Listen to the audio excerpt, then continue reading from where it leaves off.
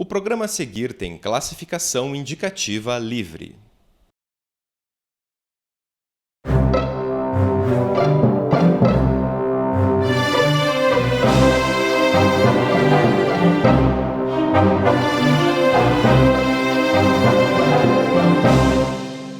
O professor também é um trabalhador. Hoje, no Evo Debate, fala sobre a vida docente no ensino superior e sobre as violências no ambiente acadêmico. O meu convidado é o Ariston Azevedo, professor da Escola de Administração da Universidade Federal do Rio Grande do Sul. Bem-vindo, professor. Obrigada pela presença. Muito obrigado, é um prazer estar com vocês. Agradeço ao convite. Professor, o que é a vida acadêmica? O que se espera desse momento da formação de um ser humano? Pergunta difícil de resposta imediata. De certa maneira, há muito de expectativa a respeito do que ela seja, do que ela venha a ser. De maneira geral, nos dias de hoje, podemos dizer que as pessoas compreendem a vida acadêmica como uma formação universitária, ponto final. E isso sintetiza a compreensão de senso comum a esse respeito. Mas, obviamente, há muito mais do que simplesmente sentar-se nos bancos escolares e passar por ali um conjunto de 3, 4, 5 anos. Professor, que relações são estabelecidas nesse momento? Que relações acadêmicas a gente constrói nesse período? As mais diversas, Aline, as mais diversas. Conflituosas, obviamente, dificilmente o conflito sai do âmbito dessas relações, mas também prazerosas. Então, a relação acadêmica, ela transita entre o conflito e o grande prazer de encontro, né, de descobertas. E, de certa maneira, tanto digamos assim, o professor quanto o estudante, né, o docente e o aluno, vivenciam essas tensões de desencontros, via de regra, que são os elementos mais comuns, e de grandes encontros. Encontros de afinidades intelectivas, de afinidades afetivas e também encontros de utopias. A relação acadêmica se estabelece a partir de encontros e, de certa forma, de despedidas me lembrei aqui do Milton Nascimento. Via de regra, mais despedidas do que encontros e permanências encaminhadas. Agora, o que significa ser professor do ensino superior num país como o Brasil? Antes de tudo, uma devoção. Uma devoção também carregada de tensão.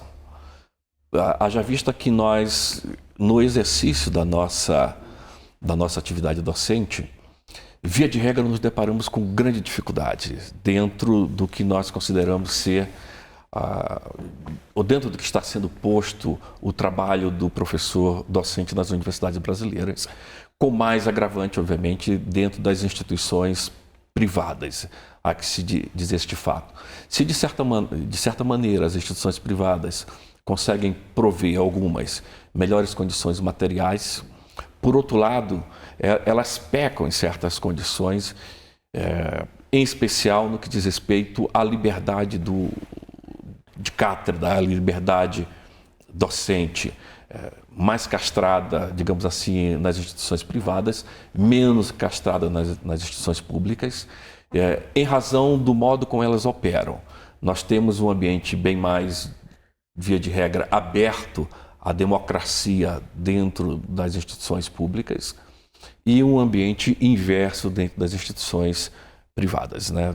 Nós não conseguimos estabelecer um ambiente democrático dentro das instituições privadas pela própria natureza que as instituições privadas possuem, né? São instituições autoritárias, devem seguir a determinadas finalidades, via de regra, embora sem fins lucrativos, têm atrativos financeiros. Nas instituições públicas, diferentemente, nós já temos consolidado um modus de operar e de tomada de decisão mais colegiado, diferentemente de um modo mais autocrático que nós encontramos nas instituições privadas. Embora o modo de tomada de decisão seja mais democrático, mais colegiado nas instituições públicas, nós não podemos esquecer que ela também comporta uma espécie de elite que domina este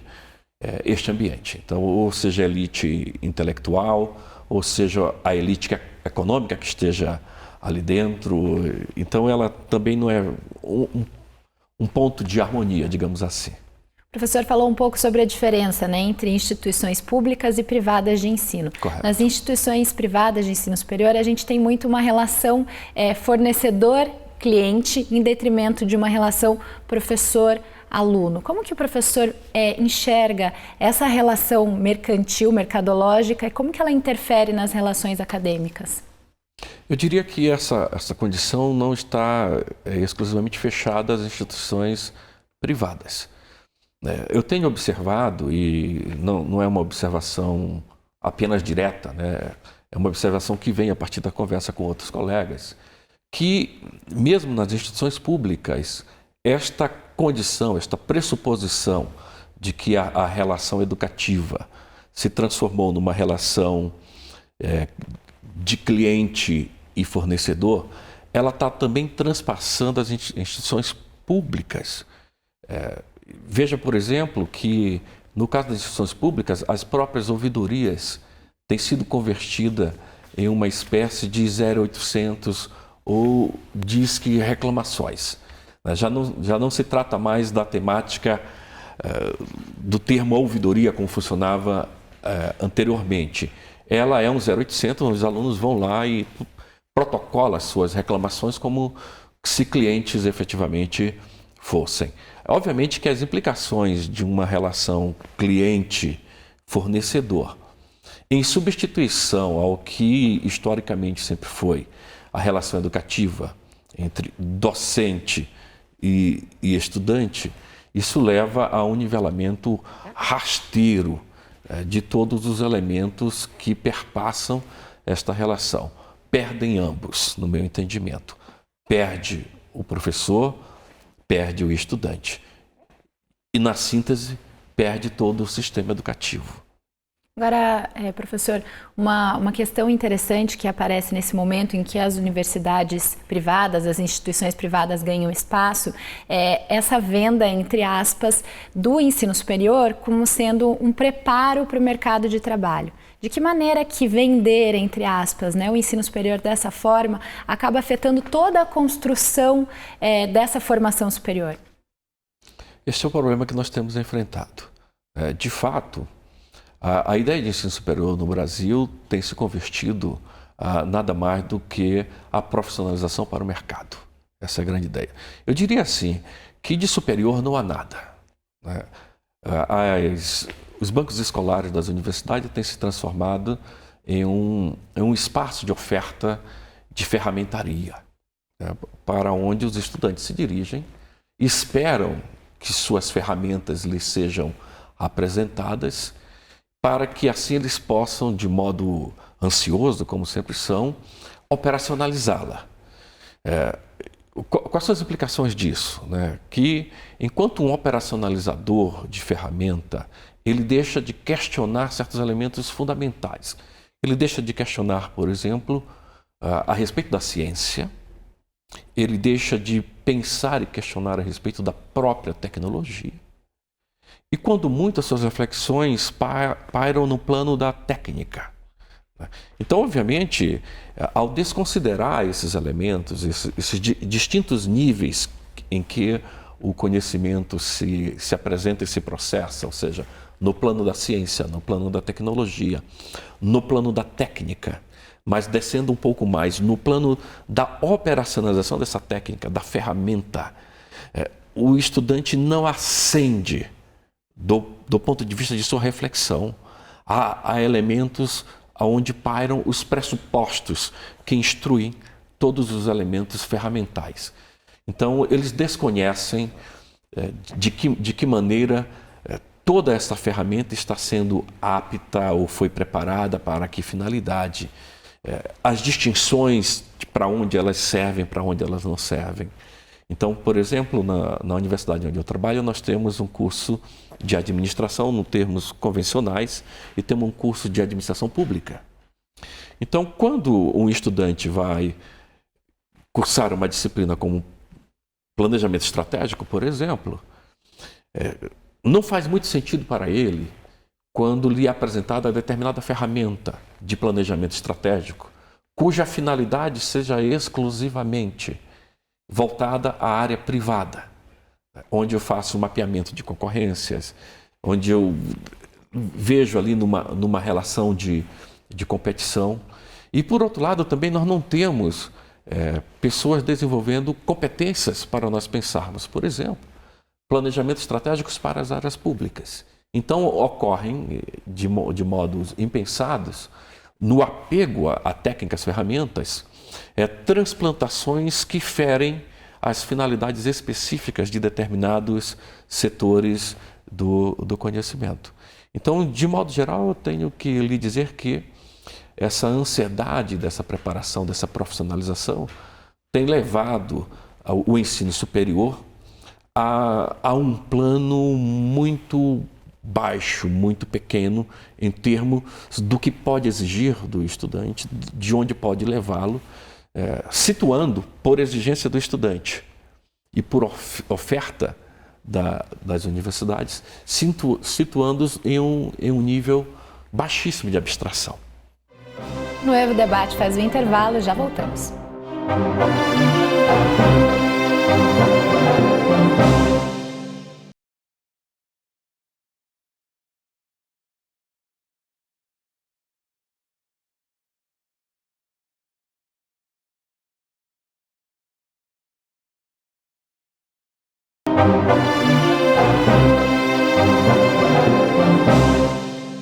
O Evo Debate de hoje fala sobre a violência na vida acadêmica com o professor Ariston Azevedo, da Escola de Administração da Universidade Federal do Rio Grande do Sul.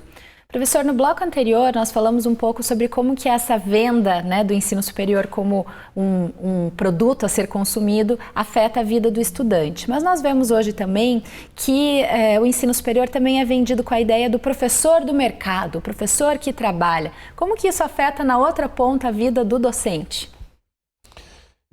Ambos são afetados, né? No primeiro momento nós falamos de como o estudante é afetado, né? Ao exigir, ao querer-se ferramenteiro, né? Um sujeito das soluções imediatas, ele deixa de ver para além dessa imediaticidade, da imediatez que a ferramenta apresenta. Por outro lado, o docente, o professor também, é chamado a permanecer no plano de explicação da ferramenta. Ele também deixa de exercitar os níveis de abstração que o conduz e o conduz o estudante conjuntamente a uma compreensão mais elevada dos elementos que perpassam, de certa maneira, toda a ciência. Então, eu diria que, de partida, há uma violentação do pensamento, tanto de um quanto de outro, exclusivamente no que diz respeito ao ensino superior, né, que deveria chamar a esta reflexão crítica mais ampla do que efetivamente alocar o sujeito a uma ferramentaria, a um cardápio de escolha de determinadas ferramentas. Então, ambos são violentados pela acomodação intelectual, nesse sentido. Professor, dá para dizer que hoje a vida acadêmica, esse espaço de formação, ele tem reproduzido o que é a sociedade, por exemplo, a nossa sociedade de hoje, mais voltada ao neoliberal, ao capitalismo?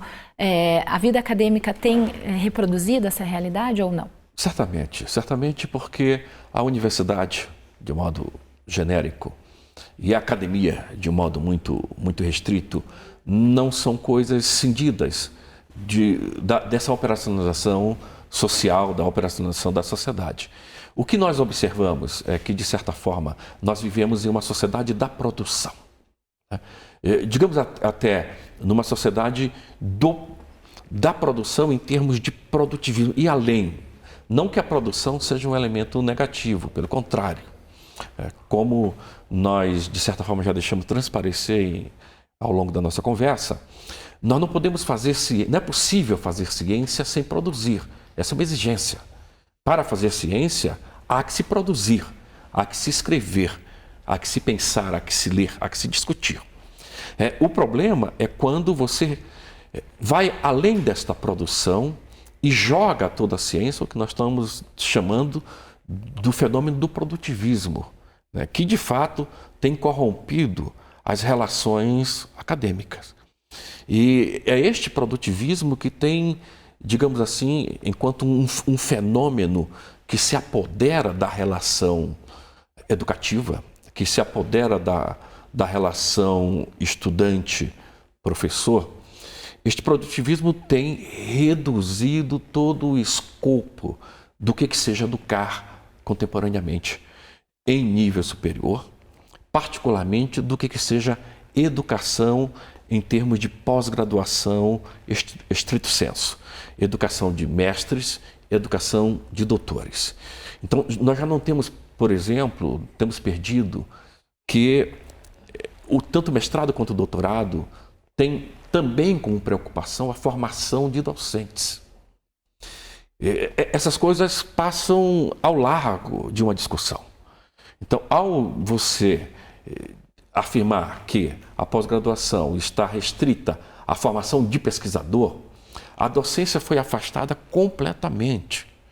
E, obviamente, que esse discurso é perfeito, porque o pesquisador também começa a ser direcionado ao produtivismo. Então, o que importa é produzir nesse sentido. Produzir ciência, via de regra, de baixa qualidade, né? As pesquisas estão aí demonstrando que a parte da nossa ciência, parte desse produtivismo é um produtivismo rasteiro, de baixa qualidade. Nós somos poucos lidos, poucos citados.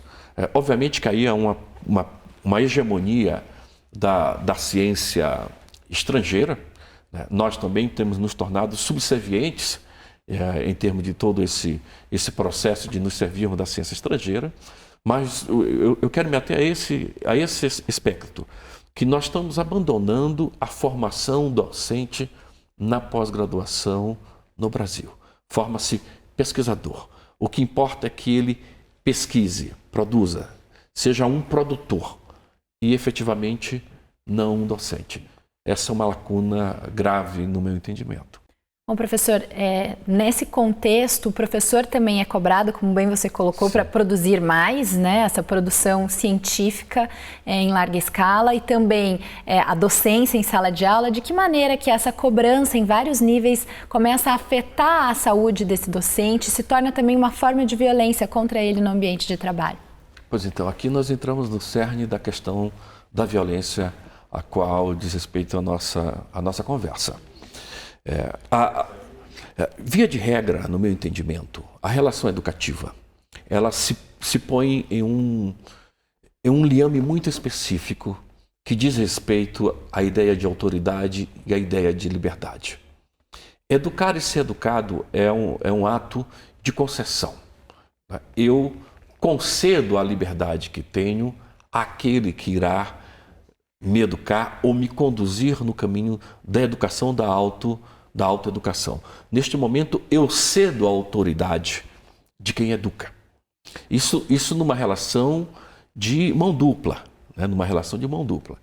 Contudo, haja vista que este educador está exposto a um sistema que lhe cobra incessantemente para tornar-se um produtor, no sentido mais mesquinho do termo. A sua autoridade transforma-se em autoritarismo. E aquele que se submete a essa autoridade, a bem da verdade, torna-se um sujeito de subserviência ao autoritarismo ou à autoridade exacerbada do sujeito.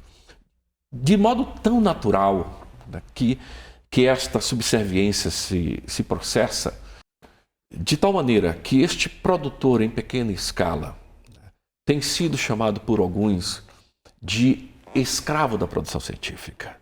Então, veja aí o elemento da violentação. Então, como eu necessito, enquanto pesquisador, atingir a determinada pontuação que o sistema de pós-graduação exige para que eu permaneça na pós-graduação, para que eu permaneça como docente, eu necessito produzir e produzir muito e em determinados periódicos. Como o processo de produção é um processo lento, produção séria, né? Você tem aí 3 anos de pesquisa árdua. Nesse sentido, incluindo pesquisas de campo, análise de material bibliográfico, 3 anos. Você tem aí meio ano ou 1 ano para a escrita do que foi feito. Some-se a isso 1 ano a 2 anos do processo de submissão que o seu texto leva. Olha, minimamente nós teríamos 5 anos para a produção de um texto. A pós-graduação é avaliada agora em quadriênios, mas era em triênios. E a exigência de pontuação é mais do que um texto. Então, eu necessito estar com um conjunto enorme de produção de pesquisas em operação, de tal maneira que possa garantir a produção mínima da minha preservação. Então, aquele que adere a mim, né, naquele primeiro movimento de cessão da sua liberdade a mim, a bem da verdade, perde a liberdade. Perde a liberdade porque ele tem que se submeter a um sistema produtivista. E, obviamente, ele se torna um operacionalizador da minha pontuação. E aí nós vamos a um ponto complicado, porque nós perdemos de vista o que é, por exemplo, a orientação de um trabalho de pós-graduação e o que seja a coautoria de um trabalho. Então, de tal maneira, essas coisas começam a desaparecer de modo muito natural. Como eu lhe oriento na pós-graduação, ou no mestrado ou no doutorado, isso já dá a mim um direito de propriedade intelectual sobre o que você faz. Por conseguinte, já me coloco como um coautor em tudo que você virá a produzir. Isso causa certos embaraços, porque na hora da defesa, na hora da apresentação, da defesa de um trabalho em que eu, enquanto estudante, me submeterei a uma banca de avaliação, a bem da verdade, a banca está avaliando o professor e o estudante, porque as produções são juntas, são conjuntas. Entendeu? É uma coisa muito, eu diria assim, me foge o nome, foge ao nexo esses elementos, porque as críticas que são direcionadas ao trabalho do estudante que vai ascender ao título de doutor ou de mestre são acolhidas de modo violento também pelo orientador. Mas isso tudo, volto a dizer, diante de uma exigência sistêmica de submissão, tanto de um quanto de outro, a um processo de exigência produtivista, que é o que nós temos estabelecido atualmente. A gente falou desde o primeiro bloco, professor, de uma situação bastante violenta que hoje permeia as relações na vida acadêmica, né? Qual que é a saída para essa situação de violência? Essa pergunta é difícil, né? Essa pergunta é difícil porque ela exige um redirecionamento do modo como as coisas estão postas. Eu diria que a pergunta inicial deveria ser o que é formar? Essa pergunta primeira. O que é educar? E a partir daí, passarmos em revista o que nós temos feito. A bem da verdade é que a formação, ela perdeu um contato com o próprio desenvolvimento pessoal. Perdeu. Então, dado que eu não mais educo, né, dado que já não formo, eu apenas treino, capacito. Então, nós perdemos de vista sobre o que seja de fato educar, o que é o processo educativo.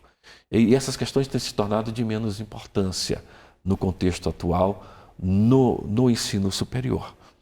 Então, eu não sei qual que seria a saída ali, mas me parece que a pergunta basilar é a ela que devemos recorrer.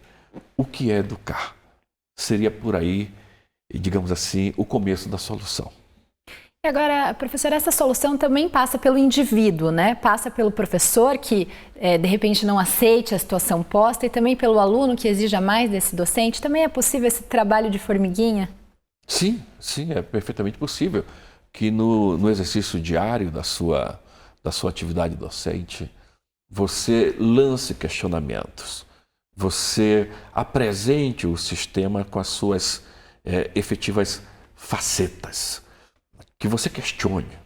Então, por exemplo, quando eu ministro disciplina na pós-graduação e quando finaliza a disciplina eu peço que os estudantes me escrevam um ensaio final de disciplina, que é o ensaio que vem ser o elemento de avaliação.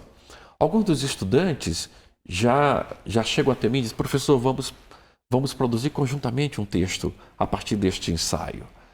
Veja, é necessário negar, dizer não a essas tentativas, porque para o estudante é um modo natural que ele já não tenha mais autonomia de lançar sobre determinado texto a sua autoria.